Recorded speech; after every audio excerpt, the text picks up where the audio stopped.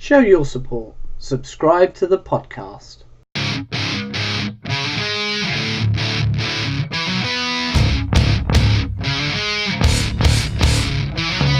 Hello, I am That British Guy and welcome to NXT Talk, where we discuss all things NXT.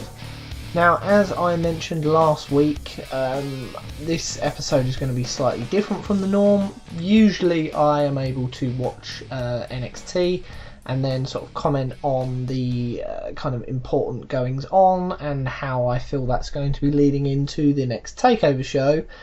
However, this weekend I am actually away from the Thursday evening, so I won't get a chance to actually see the NXT broadcast until I come back. So what I wanted to do was still ensure that an episode goes out this week. So because I was having to pre-record it, I obviously wasn't going to be able to comment on this week's goings on.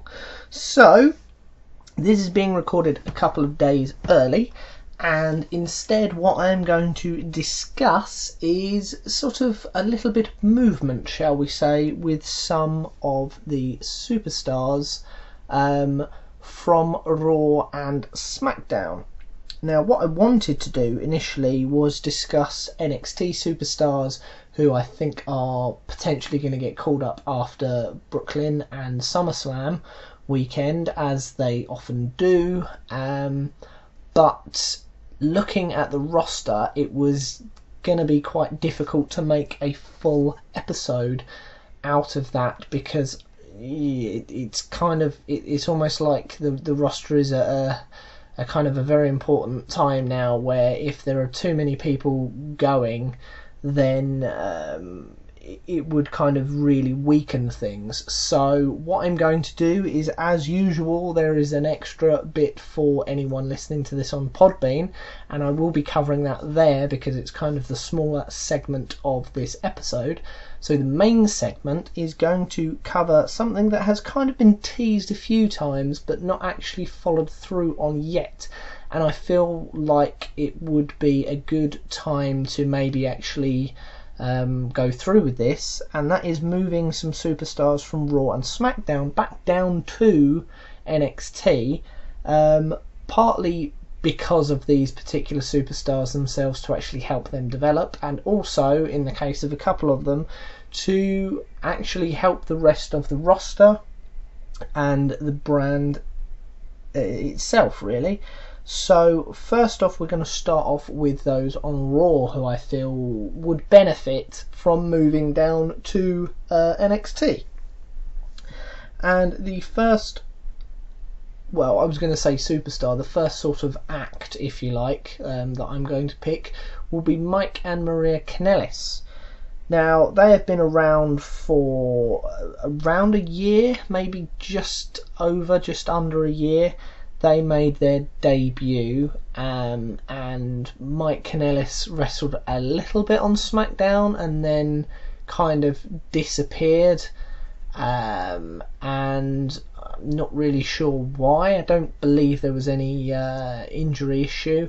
I know that in the past he has had addiction troubles, but he did tweet not too long ago actually that he was a year kind of clean. So I'm presuming that kind of ties in roughly with when he sort of made his debut for SmackDown. So I'm presuming that that's not been an element here. I know Maria has been away because she was pregnant and has given birth, and recently said that she was kind of going back to the Performance Centre to kind of get back into shape so that she can carry on performing.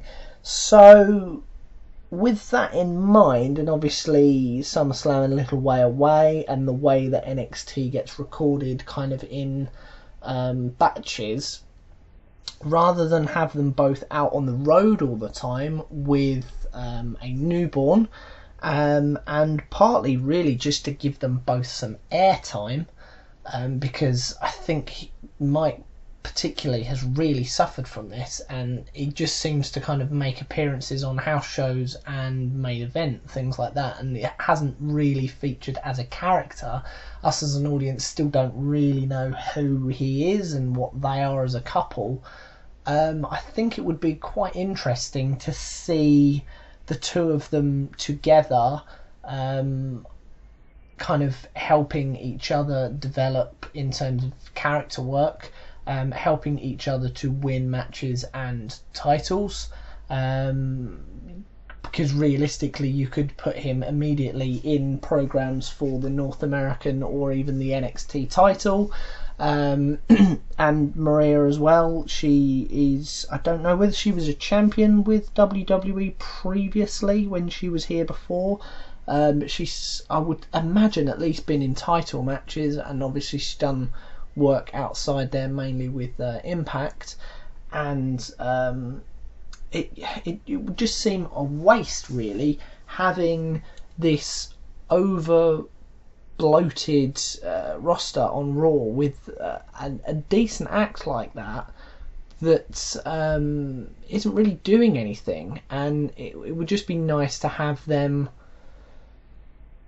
as I say, getting some screen time, getting him especially more used to the WWE way of working. I was really surprised, to be honest, that he was immediately put onto the main roster when the likes of EC3, when they came in, I know he came in afterwards, but he's already worked in the WWE developmental system and was arguably more successful in TNA or Impact, yet he went to NXT, and I would presume that wasn't at his own request. I would think that was probably something that they ensured was going to happen, because of, obviously, he wasn't overly successful before when he was Derek Bateman character.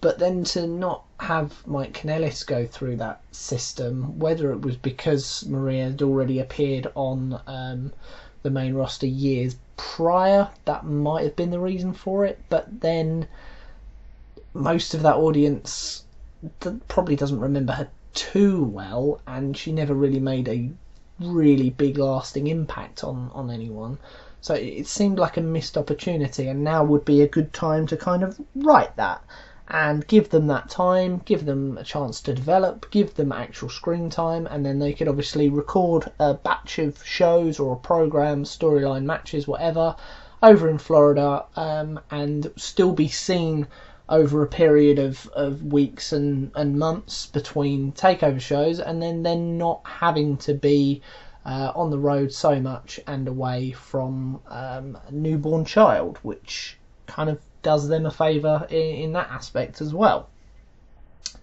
Moving on from these guys, now this is somebody who was previously in NXT and unfortunately has recently found himself without a tag team partner.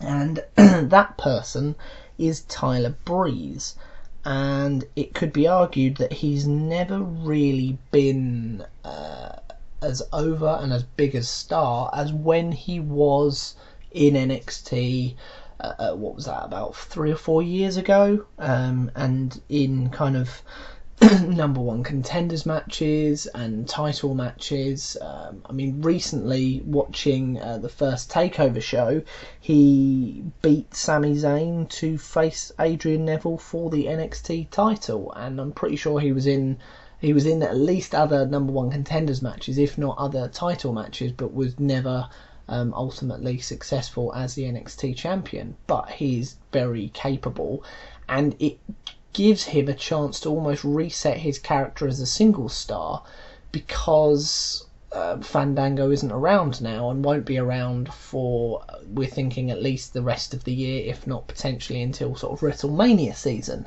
So given that there are plenty of people on Raw anyway that are probably ultimately going to be the victims of squash matches or surprise wins here and there, the likes of Kurt Hawkins as a jobber certainly, and people like No Way Jose and potentially Mojo Rawley, although he's getting a bit of a push at the moment. But those kind of people where you might need a kind of a name to lose to somebody or to beat someone in a surprise match, it seems a shame to let somebody as young and as capable as Tyler Breeze to just fall into that category, when this could be a chance to kind of properly bring back his Prince Pretty character.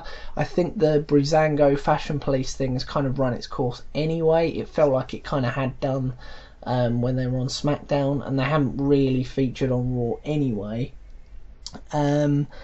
So yeah, just giving him that opportunity to almost reset himself and become this credible competitor again with it's a bit of a goofy character, the Prince Pretty thing, but it's a bit more serious, there's a bit more substance to it, you can understand the reasoning of it a bit more, and yeah, it would just give him a chance to try and get back over with the crowd again, because they've kind of gone cold on him, and why not give him that opportunity now that he is being forced to be a single star again, to kind of hit that reset button, and maybe when Fandango comes back you bring him back into NXT and they can form a slightly different tag team from before. You can change the dynamics slightly, and then reintroduce them to the main roster, or you just keep them completely separate from each other and maybe keep Fandango on Raw, and when Tyler Breeze gets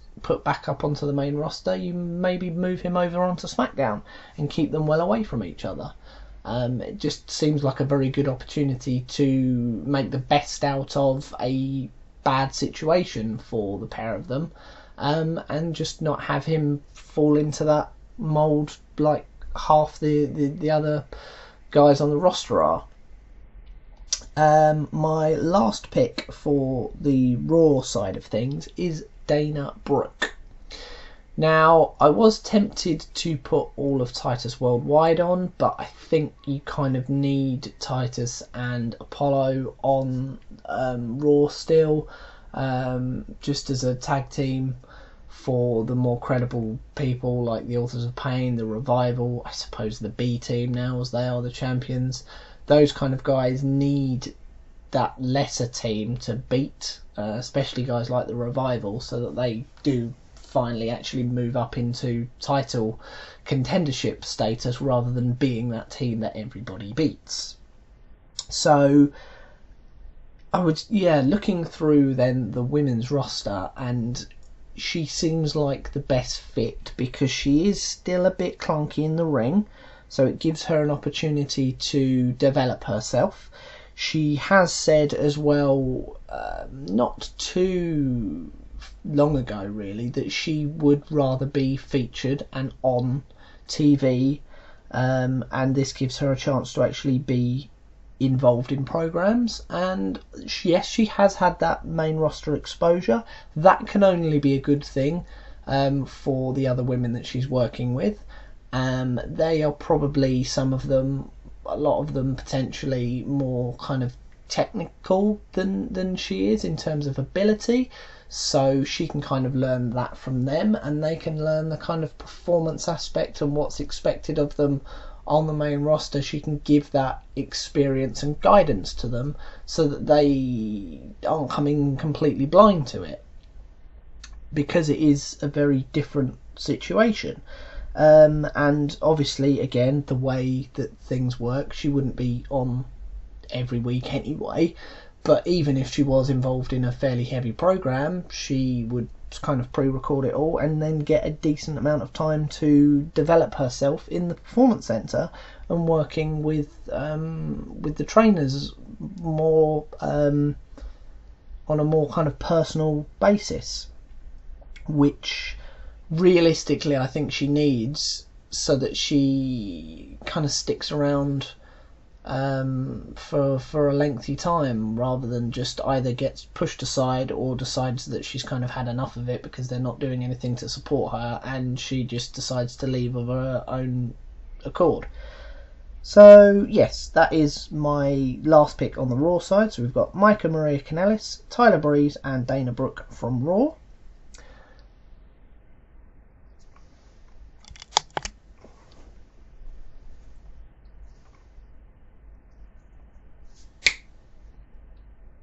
Moving over to the SmackDown side of things. Now, one of the people I have picked is actually injured at the moment, but I'm not entirely sure how long for. I feel like they must be back around SummerSlam time, if not maybe a little bit after. Maybe you just wait until they are fit and healthy, whether that's Survivor Series time, and reintroduce them to NXT there. And that person is Tamina. Now, she always seems to have a bit of a hard time with it anyway, because she kind of gets involved in things for a few months and has been a bit injury prone. I don't know whether that's because of the way that she works, because she is a bit, again, bit dodgy, bit clunky in the ring. She's been around for many, many, many years, but when she was kind of learning the fundamentals, if you like, at the beginning, it was kind of well before this whole Divas Revolution Evolution thing that they were doing. So I feel like she never really got that kind of groundwork. I know people like Natalya, Mickie James were as well, but obviously Mickie James has gone and come back.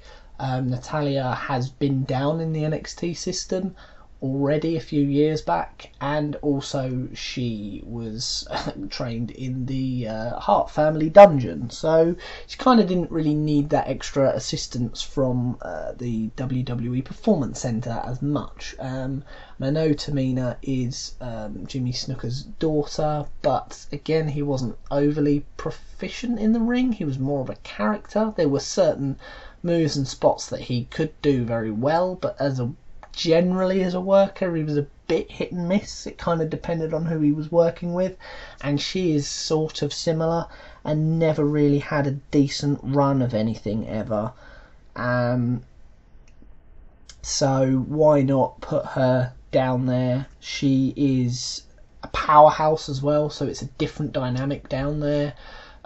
She could dominate a lot of the kind of physically smaller women down there and give them a good kind of monster type character for especially the baby faces to kind of defy the odds against, or even use her kind of as a bodyguard character for kind of a chicken type heel character, sneaky kind of underhanded tactics for potentially someone maybe like Vanessa Bourne, who is an interesting character, but herself isn't overly proficient in the ring, although she is definitely improving. But that kind of person could have somebody like Tamina almost as a bodyguard, to kind of have their back and give her an opportunity to get sneaky wins and develop her character even further. This would then obviously help Tamina develop as a performer as well, and maybe give her a chance to reset herself, because she's never really been overly over for want of a better word. The next person is kind of similar to the Tyler Breeze situation, Primo. Now, Epico has been injured for a very, very long time, and I know Primo was a little bit as well, but he has been in and around. I think he was last properly used, I believe, was WrestleMania, in the Andre the Giant Memorial Battle Royal. So he's definitely around. Obviously, he isn't able to be in a tag team at the moment, because Epico is still injured, but I don't really think SmackDown particularly needs another tag team. Obviously, you've got Sanity there, you've got the Club, you've got Sheamus and Cesaro, who aren't making any kind of appearances on the show at the moment. anyway, so why would you need another one? You've got the New Day, you've got the Usos, you've got Bludgeon Brothers as champions as well. There's plenty of teams there, so why not give a chance again for him to kind of reset his character back down on NXT and give the younger, less experienced guys a real veteran to kind of learn from, and somebody credible as well for them to get victories over, to really build themselves up and kind of elevate themselves up the roster to actually be able to beat this kind of a character. That would be a good thing for them, rather than just always using Cassius Ohno. It seems it actually gives them somebody else credible to really best. And the other person again kind of falls into this category because they're not being used anyway, although this one seems a bit less likely, is Shelton Benjamin. He was brought back in and kind of said, look, I don't want to do the whole tag teamy thing again. I did all that in my first run. I got a bit of a solo run, but not really anything significant. He was immediately put in a group with Chad Gable, and it kind of felt like the whole him and Charlie Haas 2.0, or kind of American Alpha 2.0, because they were kind of a similar idea of these all-American amateur wrestling pairs, but that never really clicked anyway.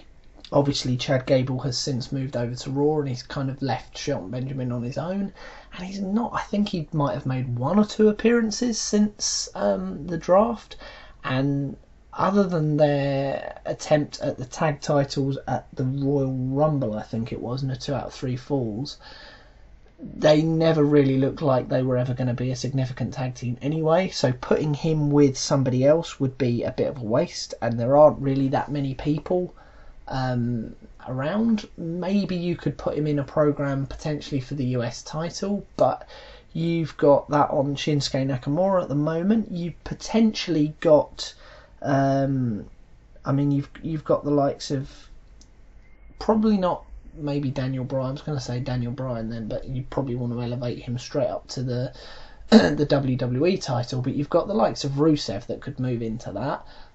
If you split Sheamus and Cesaro up, both of those possibly could. Samoa Joe is still kind of on the cusp, potentially. Randy Orton has fought for it recently. Jeff Hardy's only just lost it, so maybe after a few months resting, he could come back into that fold. Andrade Cien Almas is there at that sort of level. So why throw Shelton into that as well? And I think he'd probably be behind all of those names that I've just mentioned for various reasons. So again, why not give him to NXT? He could come in and immediately become the NXT champion and give them a real kind of experienced, capable performer to try and best, somebody with real history in the company who kind of wants to go down there because it's a more wrestling centric kind of show. And to be honest, his promo work excuse me, his promo work certainly isn't the best in the company, so taking him away from the live aspect, maybe not such a bad situation there. That kind of solves that problem as well, potentially. And yes, as I said, it then gives the younger guys a really experienced character to beat. He can really help them in terms of their performance and their in-ring work by schooling them and almost training them whilst in the ring, becoming a proper ring general for them, because he is technically very, very proficient, very, very good. So why not take advantage of that? But there we go. On the SmackDown side, we've got Tamina, Primo and Shelton Benjamin joining Micah Maria Kanellis, Tyler Breeze and Dana Brooke from Raw. Please drop me a comment or get in touch with me on Twitter at Rightly Wrongly or Facebook at That British Guy 86 and tell me that all those decisions were absolute waste of time. Why the hell did I pick any of them? You've got much better choices, I'm sure, than I do. Please let me know what they are. I'd be very interested to kind of start up a bit of a chat regarding this, because I think it is definitely something that they should be doing and something that they have teased about but not really gone ahead and done yet for whatever reason, and maybe now is the time to do it. But there we go. Until next time, when we return to normal, I've been That British Guy, and I will see you very soon. Goodbye.